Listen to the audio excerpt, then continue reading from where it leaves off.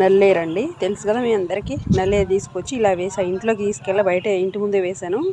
ఎందుకంటే ఆ ఆకులన్నీ తీసేసి అవి పైన ఉంటాయి కదా ఆ గెనుపులు అంటే మీకు చూపిస్తానండి.